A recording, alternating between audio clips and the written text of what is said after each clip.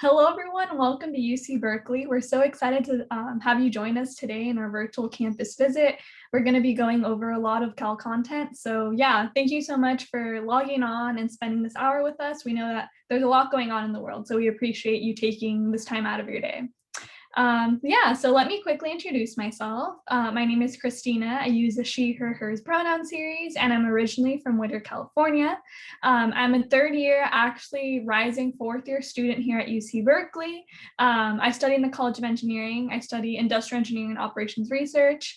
Apart from being a campus ambassador, I am part of the UC Rally Committee, which is a spirit group on campus that focuses on all things Cal spirit and traditions. I'm also part of different engineering clubs, including Hispanics in Engineering and Science and Society of Women Engineers.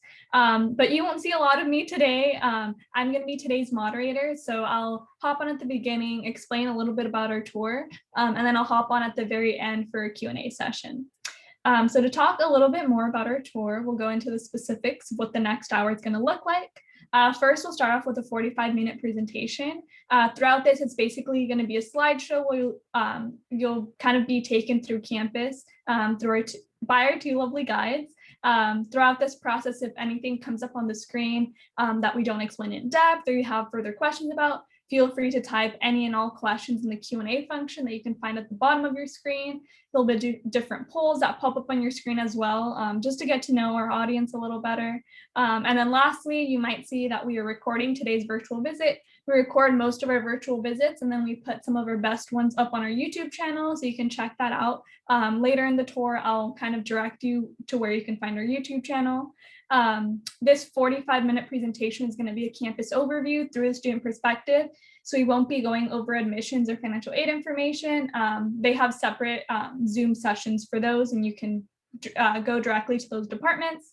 And lastly, again, hyping up the Q&A. If you have any questions, put them in the Q&A function below throughout the first 45 minutes. And then after that, I'll take questions that were asked throughout the presentation and ask them during the last 15 minutes. So yeah, don't wait to ask your question until the very end. Kind of ask the questions as we go along.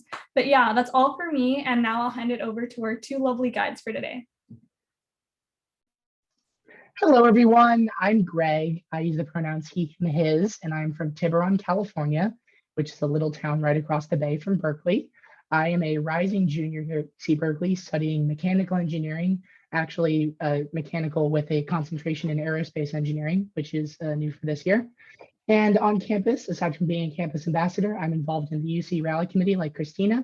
I'm part of the Undergraduate Astronomy Society, which is just a bunch of people that love talking about space together. And I'm also a Cal Alumni scholar. And here's Carson. Hello, everyone. My name is Carson. I use the pronouns she, her, and hers. I'm originally from San Diego, California. That's where I'm coming from you guys today. I am a rising junior, just like Greg, and I'm majoring in Nutritional Science and Psychology. And besides being a campus ambassador, I'm on the Cal Women's Club water polo team, so a little bit more laid back, but still get to compete against other schools. And I'm also in the Food Association at Berkeley, which is a really great club where we have people from the food industry come and talk to us about like starting to get jobs there as well, which is really fun. And if you have any questions about anything, please drop them in the Q&A below. And with that, we'll get started. So I'd like to officially welcome all of you to Berkeley today. You'll see a poll pop up on your screen pretty soon. There it is, asking you about who are you? Are you a high school student? Are you a community college student? What's your background here? And while that's going on, I'll tell you a little bit about these pictures on here. This is a couple of really nice views of different parts of our campus. You'll see, of course, California Memorial Stadium in the upper left with our football team running out on the field before our game day. You'll see a statue of Sturdy the Bear, one of the many bear statues we have on campus, one of my personal favorites. You'll see Memorial Glade up in the upper right, which is a great place to hang out and chill in the middle of campus. And then down in the bottom left, you'll see our 150W logo, which we recently celebrated 150 years of women being admitted to the University of California. So that's very exciting. All right, and so we're going to go over a really quick agenda of what we're going to be talking about today. So we're going to start off with an overview of Berkeley, talking about our history, campus culture, things like that. Then we'll go into academics, structure, class sizes, then housing and dining. We'll go into health and safety, so all of those resources for students on campus, which leads really well into other student resources. We'll talk about student life. Greg and I are both students on campus, so we're really excited to talk about our experience just living as students in Berkeley. Then we'll talk about athletics. We'll go into libraries and research. We are research institutions. We have a lot of research going on, and we'll also touch on remote learning and our experiences in the past year. All right, so here's a little bit of an overview of campus. UC Berkeley was founded in 1868 as the first University of California campus, and because of that, we go by a few different names. You might hear us be referred to as Berkeley or Cal when we're talking about athletics, or just the University of California. Since we were the first, we do kind of maintain that first name.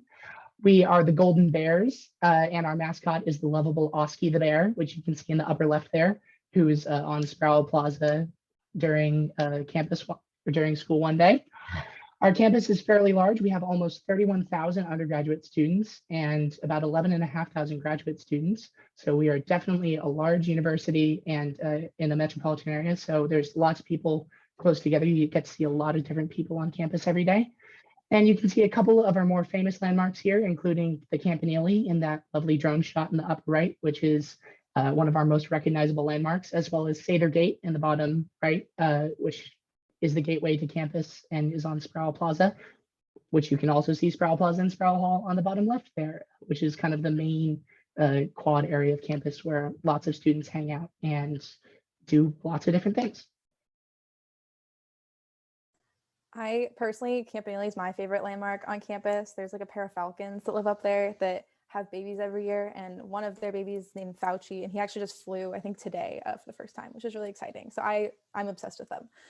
Moving on, we're going to campus culture. So one word that I think really describes Berkeley super well is change makers, and that really originates in the free speech movement. So in the 1960s, at universities across the nation, the administration of universities wanted to remain neutral politically. So students weren't allowed to express their beliefs on campus.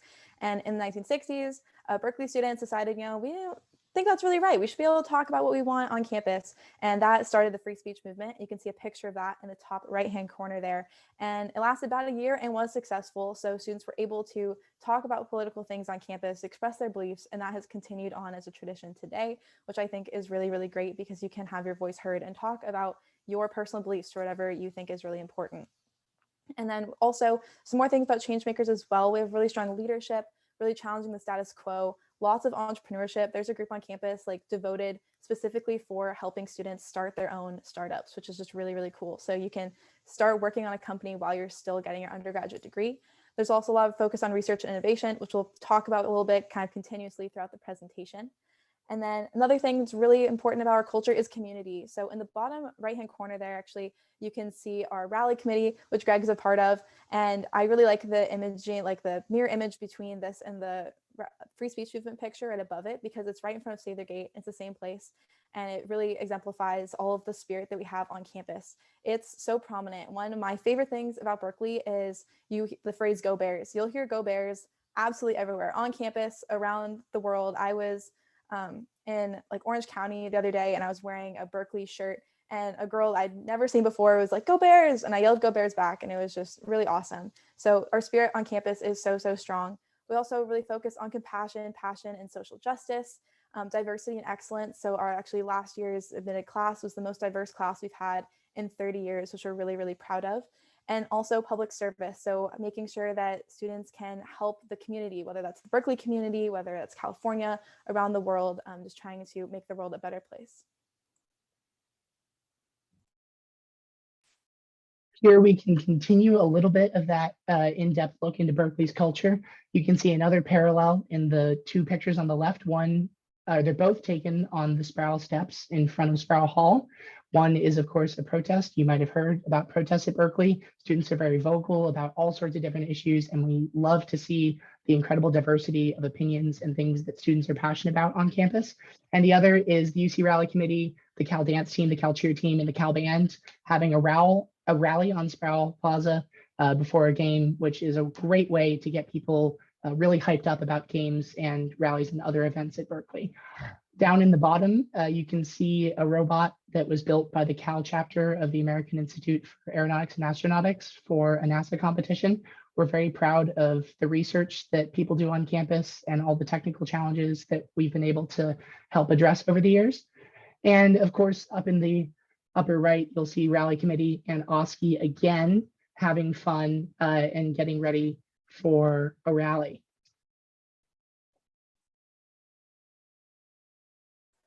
Next, we're going to talk about kind of what's happening now. So I'm sure all of you guys know there's a lot going on in the world. And so I want to touch a little bit about Berkeley's impact on that. So first is education. So all of like Berkeley and a lot of places, companies, schools across the nation and the world have kind of gone remote. So Berkeley's really focusing on trying to sustain that access and scalability for Berkeley students to make sure you can still get that really great Berkeley education, even if it has been remote for the past year. And one of the ways they're doing that is through student tech programs. So it's a really great programs. One of them, is really focused on making sure students can get the resources they need to be successful online. So if you don't have a computer, you can apply and they can send you a computer. If you don't have Wi-Fi, they'll send you hotspots, things like that to make sure that every student can be really successful learning online.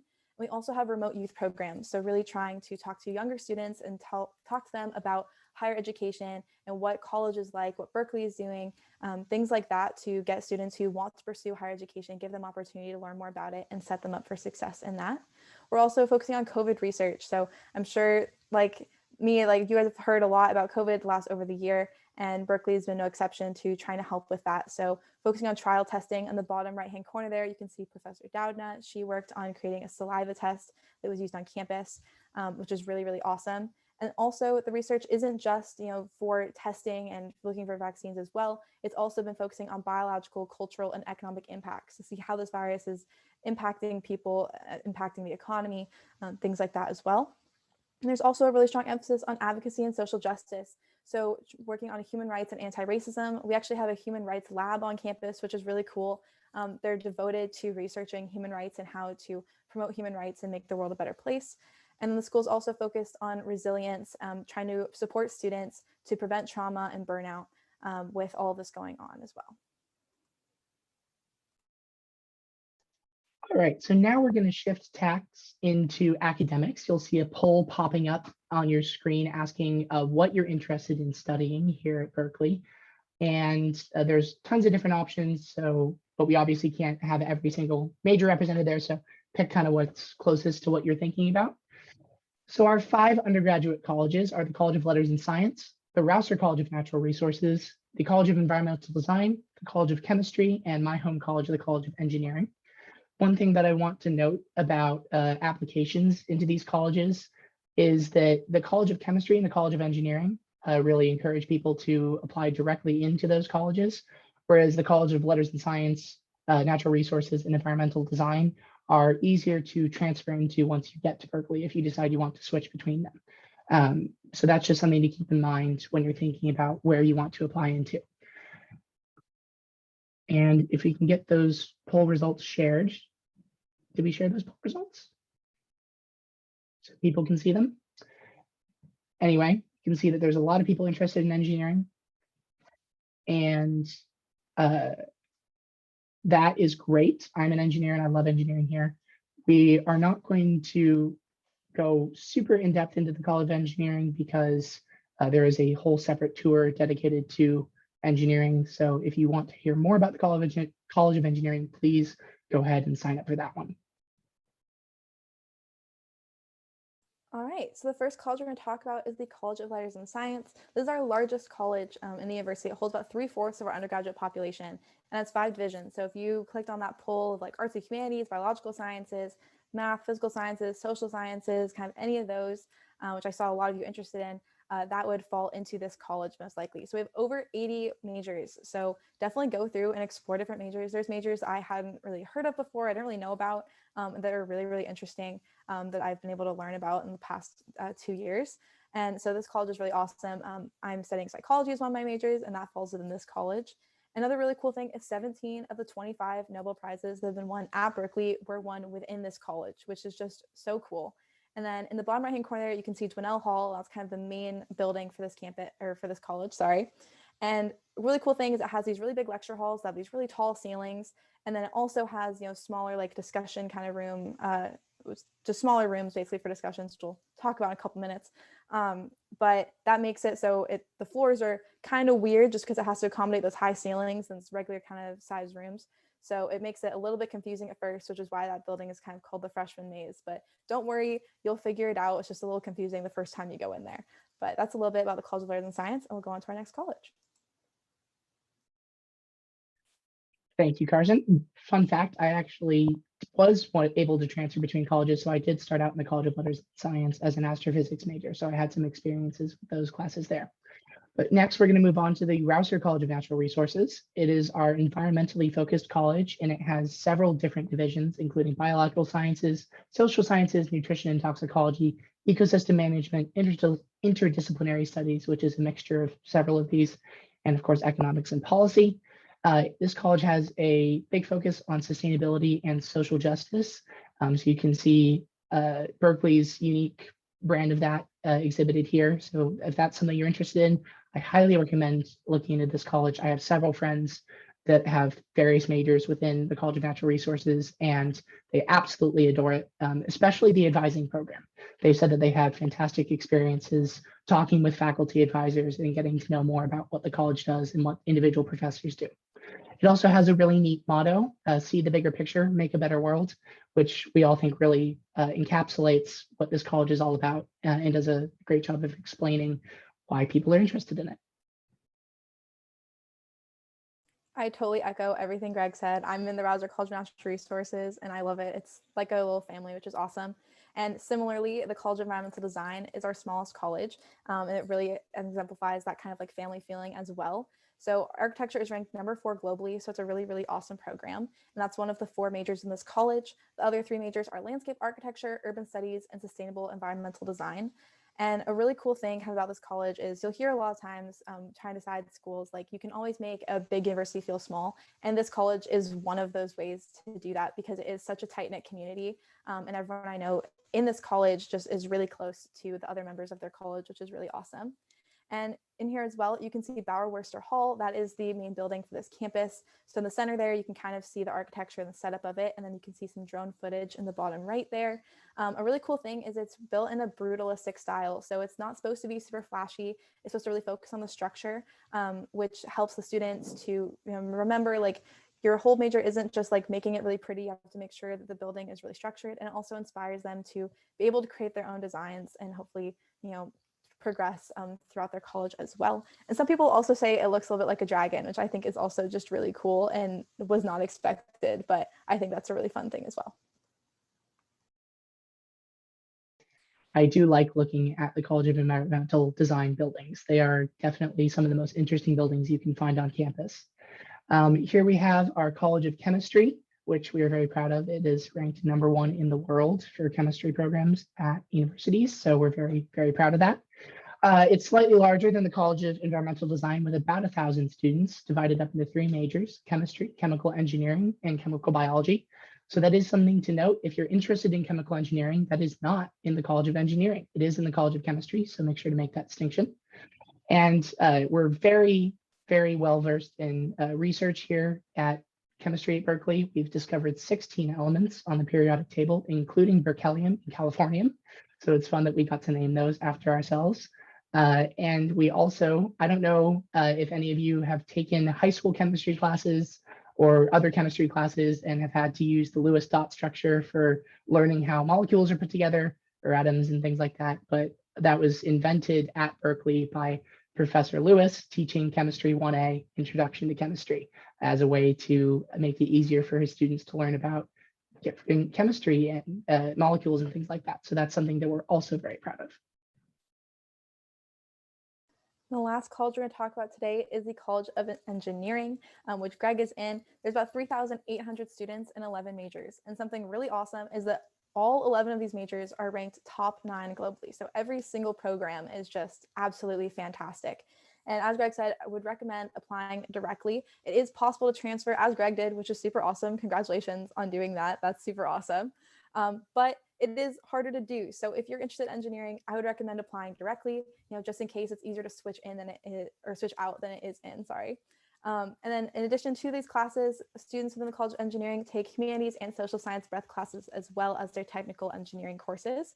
And Greg did mention as well, we have a separate engineering virtual visit. So if you're really into engineering and you're like, this is what I want to do, I'm really interested in this college, even if you're like, maybe I'm interested, I want to know more, definitely check out the engineering virtual visit. It's really awesome. It's a full hour of just College of Engineering. So definitely check that out as well. And I really love their motto is to transform the lives of our students by preparing them to become successful leaders, innovators for positive change, which I think is just a really, really awesome motto as well. Thank you, Carson. I appreciate that. Yes, the College of Engineering is amazing. I love it very much. You should absolutely take the engineering virtual visit if you want to check that out. I highly recommend it. I could talk about engineering forever, but I'm not. I'm going to talk about our graduate schools. So we have 9 graduate schools here at Berkeley, including the Haas School of Business, the School of Education, the School of Information, Berkeley Law, the School of Social Welfare, the School of Optometry, School of Journalism, School of Public Health, and the Goldman School of Public Policy.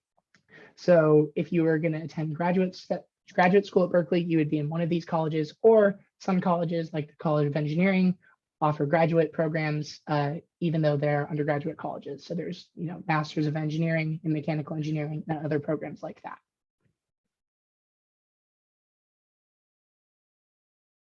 All right, and next we're going to talk about structure and class sizes. So your classes are probably going to be a little bit different than they were in high school.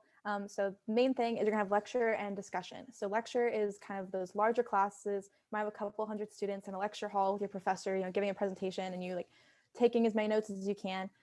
That's your kind of lecture class. And then in addition to lecture classes, you'll also have discussion sections. And those are smaller classes, usually like 30 to 40 students. And those are led by graduate student instructors or GSIs. And so these graduate students, they're studying in the same field as your class. So they really know what they're talking about. They're really awesome. They really, really care about their students. Honestly, I still talk to my GSIs I've had for previous semesters. They're just really, really awesome. And in these discussion sections, you're not going to get any new material. So your graduate students, instructors aren't like teaching you the class material, like all brand new. It's mostly going to be a review of what you learned in lecture. So maybe you'll kind of just review it. Maybe you'll do some debates, make presentations, quizzes, things like that. And then both professors and graduate students are required to hold office hours. So you have a lot of opportunities to ask questions about material. You can ask questions in lecture, which is really awesome. It's a really great chance, I think, to be able to talk to your professor and kind of stand out because you're like, hey, I'm confident enough to ask a question in front of 500 people, which is awesome. I'm personally not that confident, but I wish I was. You should definitely be.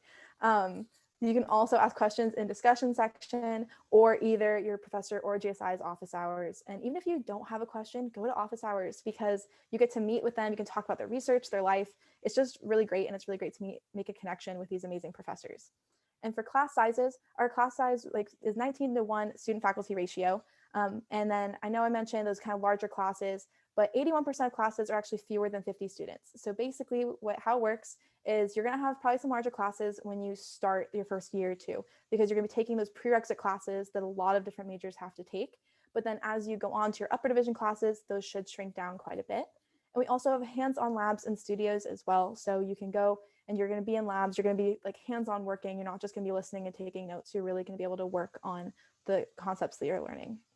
We also have a lot of resources for students as well. So we have the Student Learning Center, often called the SLC. They offer free tutoring for students on a ton of different subjects. You can go and get help for like math and chemistry, science, like bio, things like that. You can go, they'll do reviews for the social sciences, for like sociology and psychology.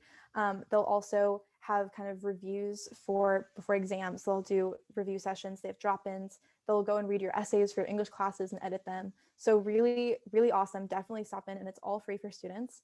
And we also have individual advising as well. So you have peer advisors, and those are other students that are in kind of your major program, and you can go and ask them about like, hey, I've heard different things about professors. Which professor do you think I should take? Like, what did you get involved in? And ask them about their experience at Berkeley. And there's also your major advisors, and that is their full-time job is to be an advisor. They'll make sure to talk to you about classes. They send out emails about like weekly things to get involved in.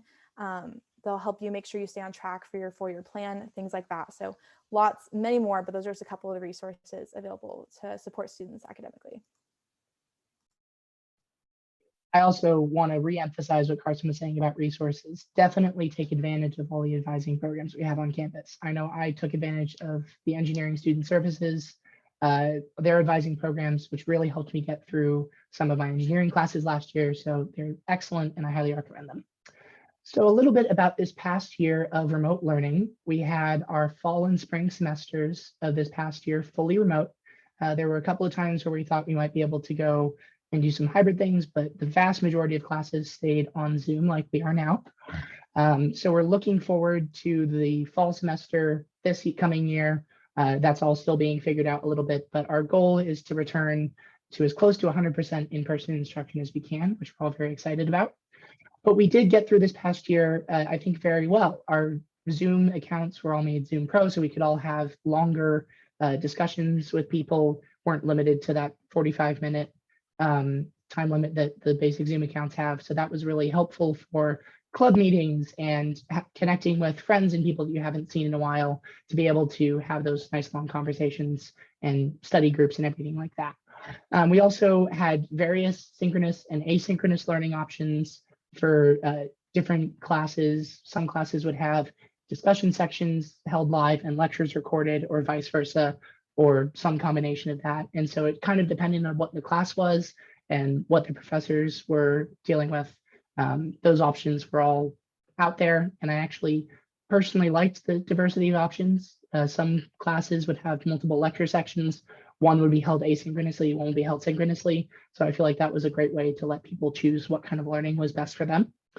And of course, we kept lots of our resources up in the virtual space, including drop-in tutoring through the Student Learning Center and other advising departments. So like we were talking about with all the wonderful advising options that Berkeley has to offer, those were kept up in the virtual space as well. And we like to push our semester in the cloud program, which I took one semester in a cloud class, which I think was done incredibly well. It was just a class that was meant to be taught online and kind of really well worked out to work well online. Everything was available recorded and lecture notes were available online. So it all worked out really nicely to be in a virtual space. So we're still looking to see how that might change into the future. But for this past year, I think it worked out as well as it could have. I totally agree. I think the school did a great job of transferring remote. And I also really liked the flexibility of like some classes would have like asynchronous, some were synchronous. So it really gave even more flexibility for your schedule. So I totally agree. Next, we're going to talk about housing and dining. So I'm going to talk about the typical housing details, and a poll should have popped up just about now asking where you guys are joining us from. So like the last two polls, please fill that out so we can get to know you guys more. And while you guys are filling that out, I'll talk about our residential halls and suites. So those are kind of the two main options for freshman students. Most choose to live on campus. Residential halls are kind of more of what you're going to see in those movies with those high-rise buildings, with the floor, with all of the rooms and like a bathroom for the floor. And then suites are a little bit different. And those are a little more like a couple rooms that are conjoined with a like living area and a bathroom. And those poll results came in. It looks like we have a lot of people from Southern California, Central time zones, and a few international. So welcome. Thank you guys for filling that out. That's really awesome. And then also for housing, freshmen do get priority. So we don't say freshmen get guaranteed housing, and this is why. So once you apply to Berkeley and you get in, one of the next things you do is you fill out the housing application. And the way that works is you pick any room size and any location. So maybe you want to live in Unit 3, which is one of those high-rise like buildings, and you want to live in a triple. So you put Unit 3, triple. Or maybe you want to live in Foothill, which has all those suites. You can put, suite or Foothill, double, things like that. And the fifth option, you want to make sure you put any room size and any location. If you do that and turn in the application on time, you shouldn't have any issues getting housing. I don't know anyone that's ever had issues getting housing if they did that. But if you don't put it, then it kind of gets a little weird. You should still get housing, but a little weird. So it wouldn't be guaranteed at that point. So make sure, can't emphasize enough to put that as your last option to make sure you can get housing. And then while you're living on campus, we also have a lot of resources for students as well. So we have residential assistants or RAs. Those are continuing students that live in the dorms with you. And they're really awesome. RAs are super cool. One of my friends, she's going to be an RA this upcoming semester, and she's super excited. So they're really cool. You can go to them for advice. They'll host events for you. I know I would come home from class and Myra had put like a little paper on my door and it said, I'm giving out pancakes tonight, like 6 to 8:30, stop by. And I go to her room and she's like making chocolate chip pancakes. And we just sit on the couch and like talk for, a couple minutes to an hour, depending on how long you want to stay. So they're a really great resource as well. We also have theme programs if you want to live with students who have similar interests as you. So we have like a Unity theme program with our LGBTQ plus program. We have a Women in STEM theme program. We have African American theme program. We have an Asian American and Pacific Islander theme program, things like that. So if you're interested in those, definitely check them out. We also have common areas for all of the living areas. So in those suites, you're going to have that living space. For the floors, you'll have kind of a common area. And then like the whole dorms, you'll have common spaces. So I know my dorm, we could play ping pong, we could play pool, watch movies. There's like a communal kind of kitchen thing, so you could go and cook. That's for like the whole kind of dorm. So it's not like you and 5 people, but a really awesome resource as well. And there's also a meal plan included in your housing contract. So you can go into the dining halls, swipe your card and it's kind of an all you can eat buffet at one of the many dining halls on campus, or you use your flex dollars, which is kind of like dollars on points, and you can use those on campus restaurants as well. And next to the dining halls, there's kind of like little grocery store type things, and you can use your flex dollars there to grab like cereal or ice cream or granola and kind of things like that. Whatever you'd like is there as well. And then housing during COVID-19 was a little bit different. So students were able to live on campus, not as many students did. A lot of students did choose to stay at home, but those who lived on campus, they had all single rooms, so no more doubles or triples last year. And then the face masks were required when like going to the bathroom, walking around hallways in the building, things like that. But they also had social pods, so like people on their floor, so you could still meet people, still get that freshman experience, and try and make friends with people living near you and build that connection as well.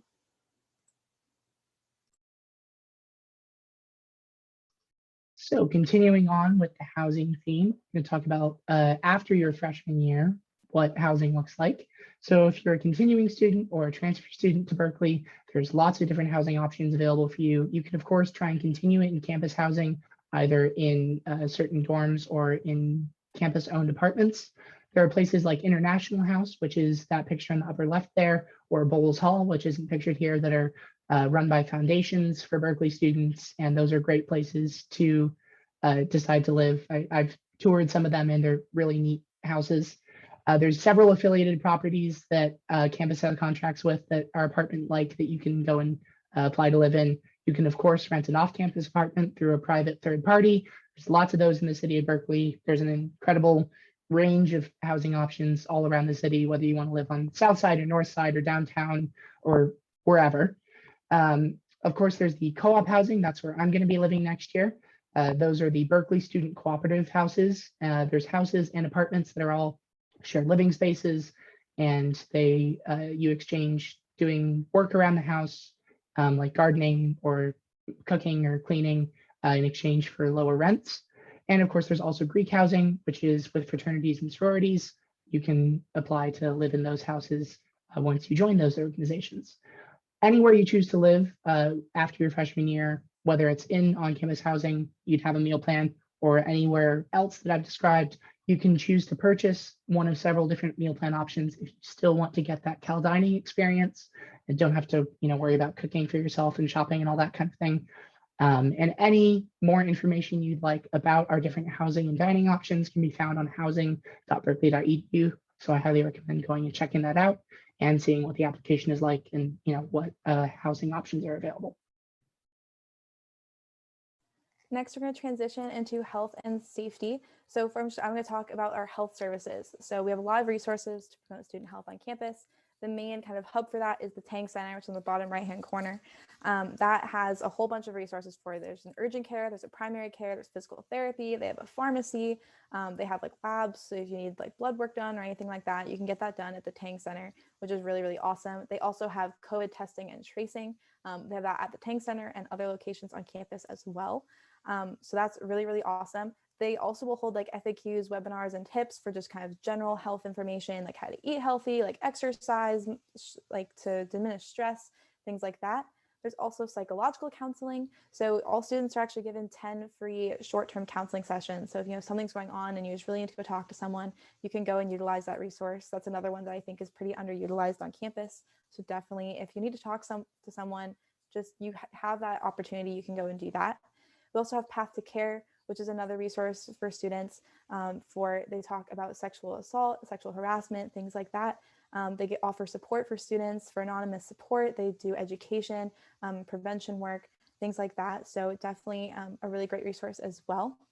We have the Optometry Eye Center. So when Greg was talking about graduate schools, we have the Optometry Center, or the School of Optometry, sorry. So it makes sense that we have the Optometry Eye Center as well. So it's also really great because it's pretty cheap for students because it's on campus and there's graduate students learning how to do that. So you can go and get your eyes checked, you can get your glasses, you get a new prescription, things like that, all there, which is really awesome. And we also have stress relief programs as well. So these, not gonna lie, these are my favorite things. So the first one is Pause for Mental Health. This club, they bring dogs for you to pet. That's the club. They will stand on Sproul Plaza and you can pet them, just feel your stress like melt away. They'll be outside of lecture halls during exams. You can just pet a puppy after you got out of your really hard organic chemistry final. They'll go to the dorms, and so you can take a study break and just go pet these dogs. And it's honestly one of the best things ever. I don't have a dog. I really want a dog, so I love this club so much. The other thing that we have is Llama-palooza, which is also really fun and something I did not know existed until it showed up. It's the week before finals. They bring llamas to Memorial Glade, which is this really big area on campus. And it's not just all on the grass, and you can go, you can pet them, you can feed them, take pictures with them. So that's really, really cool. You can see a picture there in that top right-hand corner. So definitely check that out. That's one of my favorite events on campus as well. It is always a fun time to see llamas on Memorial Glade. I highly recommend checking that out, like Carson said. Very, very funny. Some more safety resources that we have on campus. Of course, we have the University of California Police Department, which patrols campus and the surrounding area in Berkeley and is a great organization that helps keep us all safe. We have these blue light poles that you can see down in the bottom left. There's blue light on top, which gives them the name that's not in the picture, but those are scattered all over campus.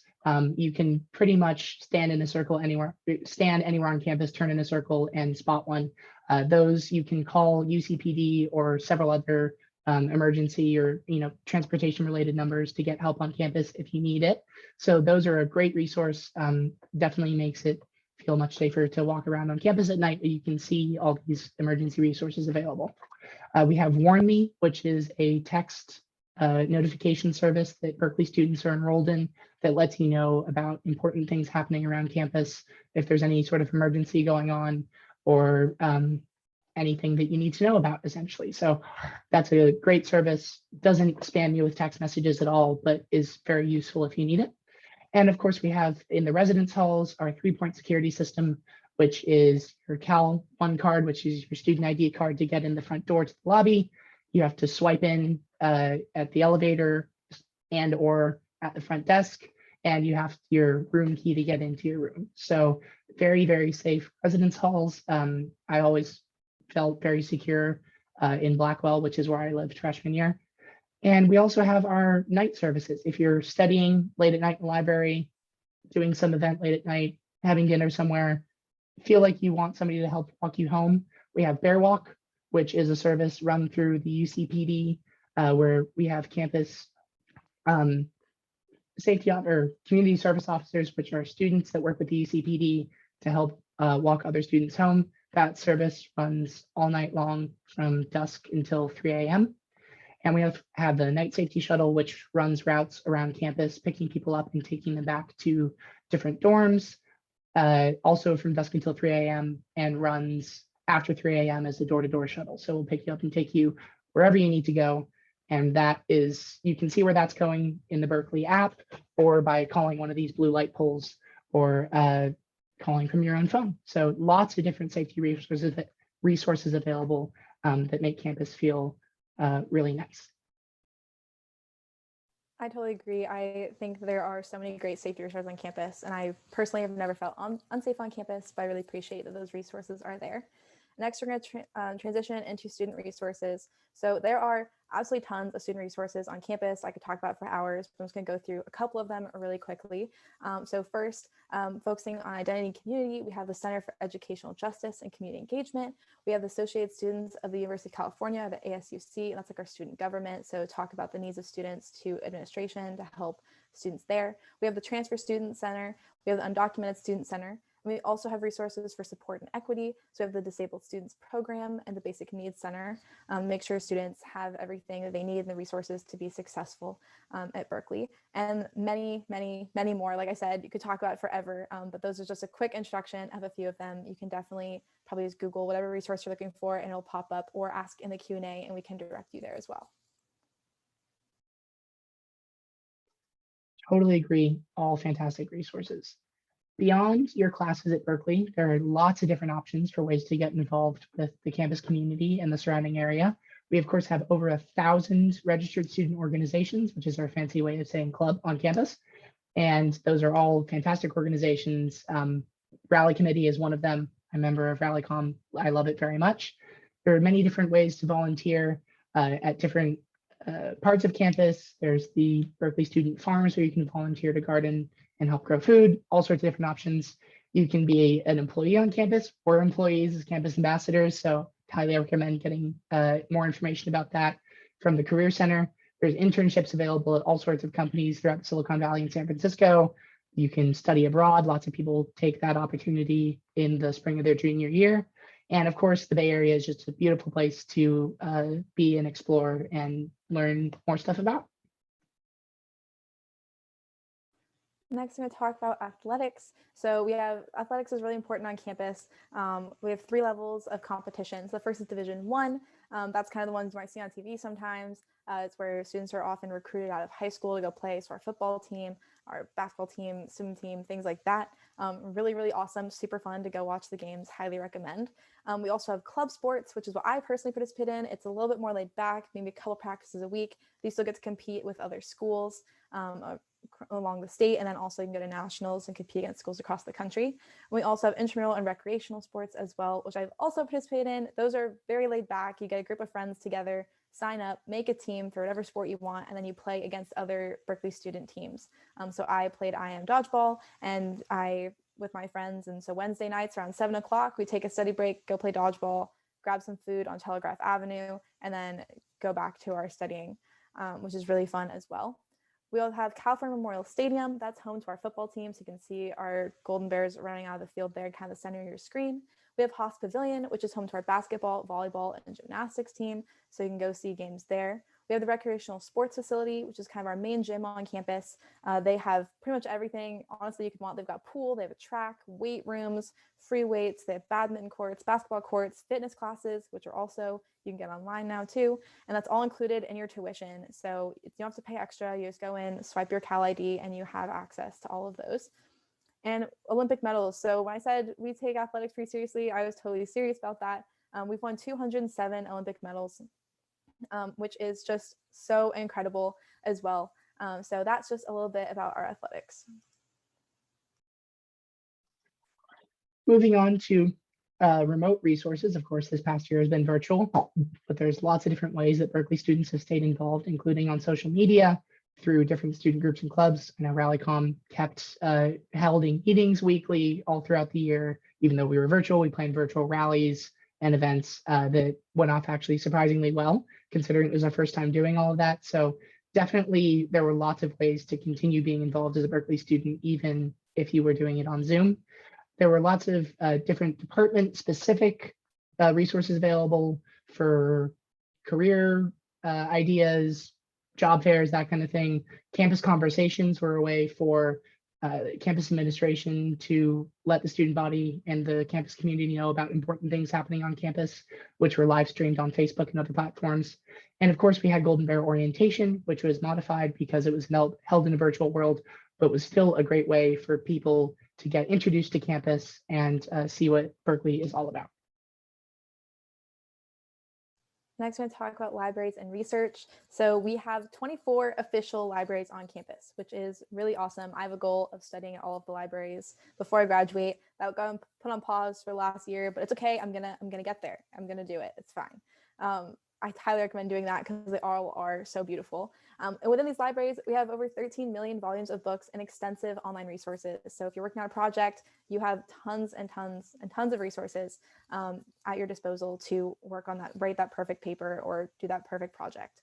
And then research, we are a research institution. I've said that a couple of times. So students can absolutely get involved in research as well. That's one thing that it's really cool. The most common way is through Undergraduate Research Apprentice Program, or URAP. It's basically an online kind of database where you can go on, look at all of the professors and see what they're working on, see what they need help with. You can apply to 3 of them, I think, per semester. And then you'll hear back and they'll either say like, yes, we'd love your help, welcome to our lab. Or they'll say, hey, I don't think we can use you at the moment. Like, thanks for applying. And honestly, it's okay. It's kind of winner deal, definitely apply. And then if you can't get anything through URAP or you don't really like any of those projects, you can go through departmental opportunities as well. Like the Rouser College of Natural Resources has a program really similar to URAP, but it's just for students within the College of Natural Resources, and other programs have similar things. And you can also go talk to your professors and your graduate student instructors and be like, hey, I really like your research. I'm really interested. Can I help? Can I participate? And they'll either say yes or no. And so it's no real harm in asking them. And then at least 2, they'll know you're interested and you make a connection there as well. So definitely, if you're interested in research, that is absolutely something you can do on campus, and it's very highly encouraged as well. So here are a couple of our more famous alumni. Of course, there's many, many influential people that have graduated from Berkeley, so I'll leave it to you to go explore who you're most connected with or who your favorite is. One person I want to highlight is Jennifer Doudna, who won the 2020 Nobel Prize in Chemistry. We're very proud of that. And we talked about her earlier in her work in helping develop COVID-19 tests for students and staff on campus.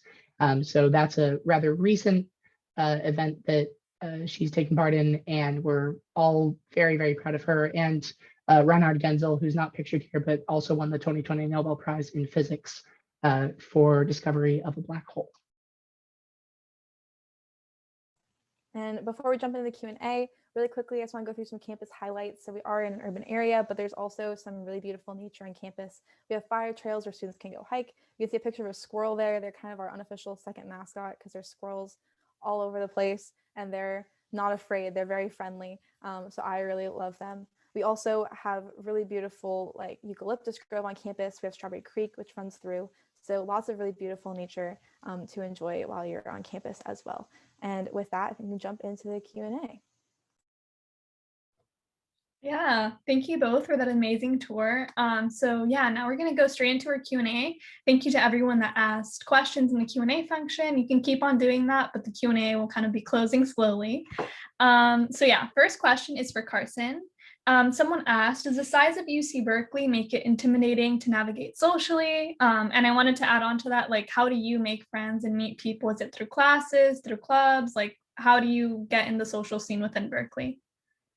Yeah, that's a really great question. So there are like about 40,000 students total at Berkeley. So I know it can seem kind of scary.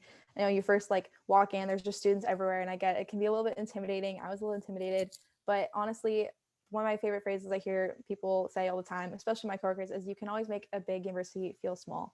And there's a lot of different ways to do that at Berkeley. So the first one that I really took advantage of was Golden Bear Orientation. It's your first week for a class to start as a freshman or a transfer student.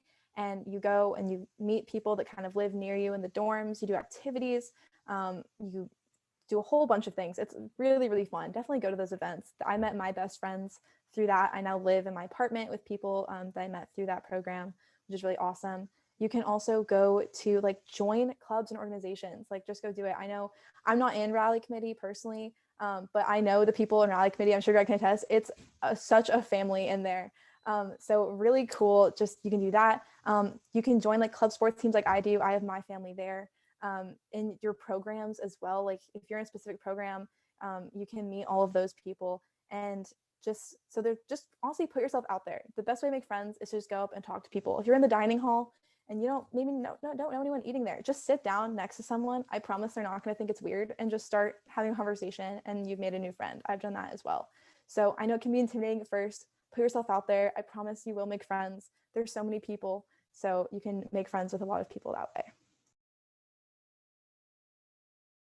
Yeah, I kind of echo that. Even through this past year, it was kind of crazy that I made new friends throughout classes, even though we were virtual, which is kind of weird because most social interactions are in person. But even this last year over Zoom, it was pretty like productive to be meeting people and go in breakout rooms and like meet a person or two and make a study group with them. But hopefully by the time you all come to Berkeley, we'll be at least hybrid or fully in person, because I do think it's a lot easier to meet people in person, but it's also possible virtually, whichever one is the case when you guys come to Berkeley, or hopefully apply and get into Berkeley.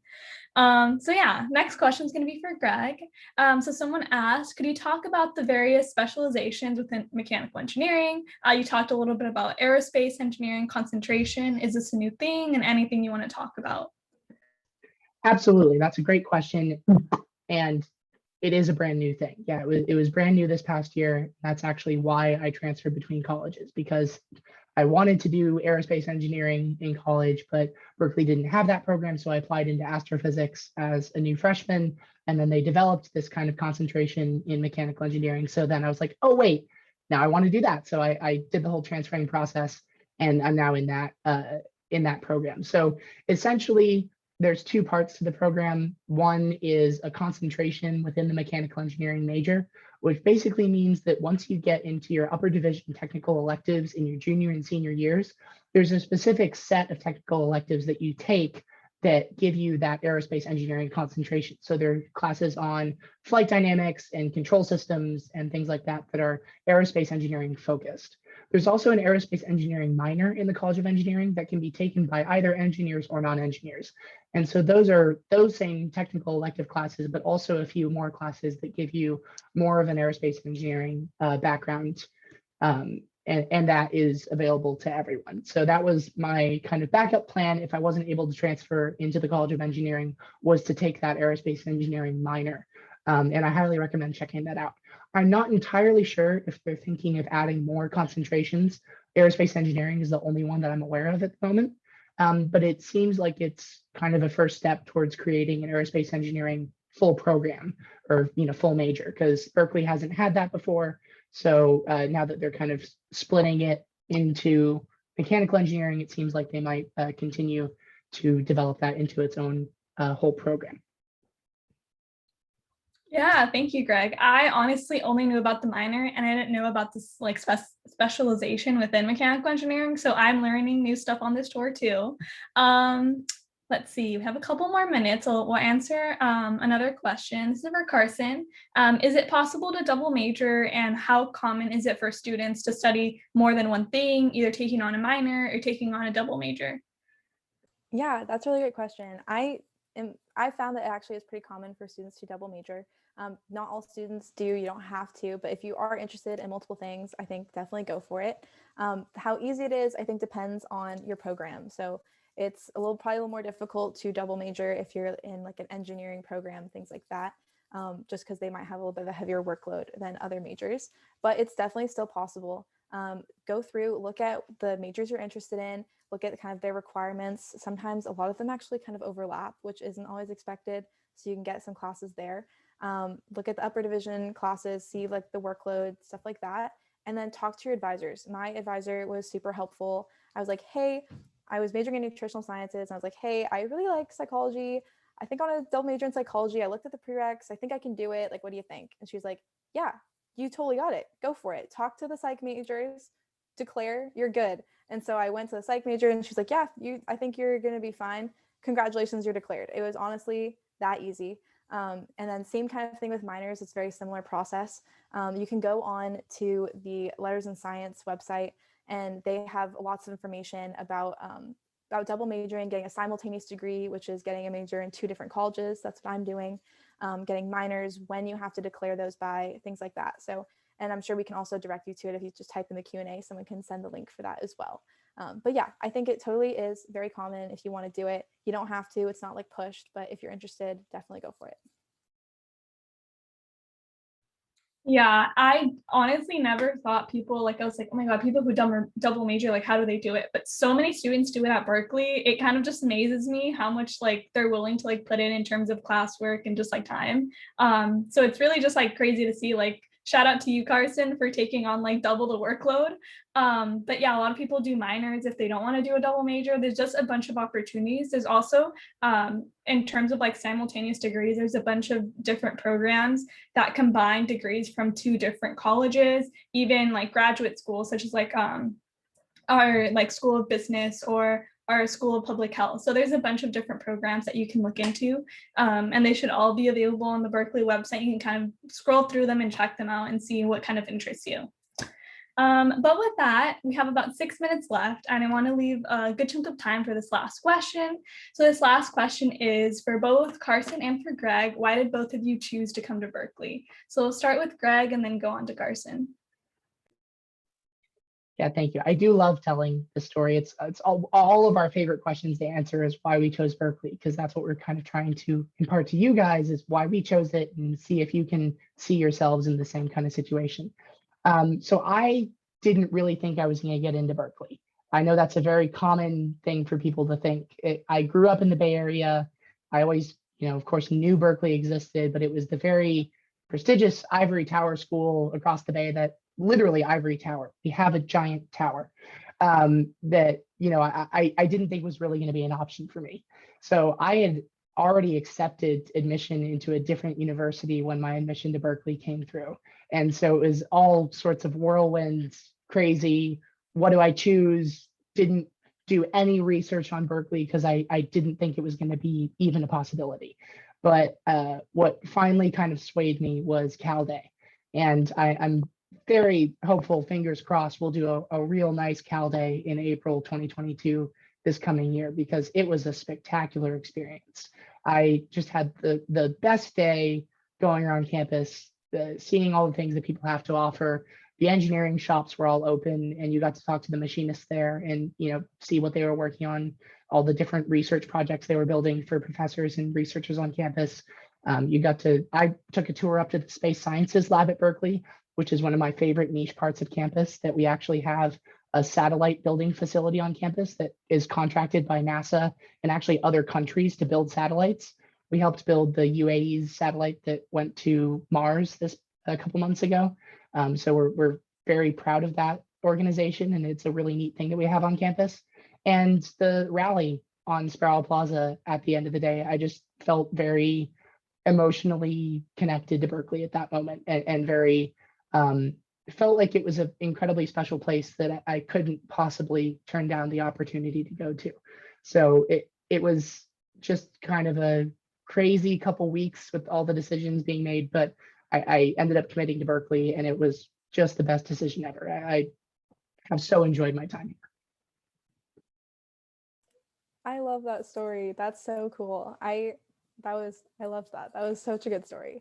Mine is kind of similar in the sense that Cal Day was probably like the main deciding factor for me. But when I was applying schools, I really didn't know where I wanted to go. I knew what I wanted to do kind of, but I was like, I don't know if I want to go to private school, a small school, big school, no idea. So I applied across the board and was like, I'll think about it later, decide later when the time comes. And then the time came, admissions came in, and everyone's like, all right, you gotta start making choices. So I went and visited schools, and I visited Berkeley on Cal Day and had just, like Greg said, the most amazing time. It's so awesome. I went on a tour of campus. I got to talk to different clubs.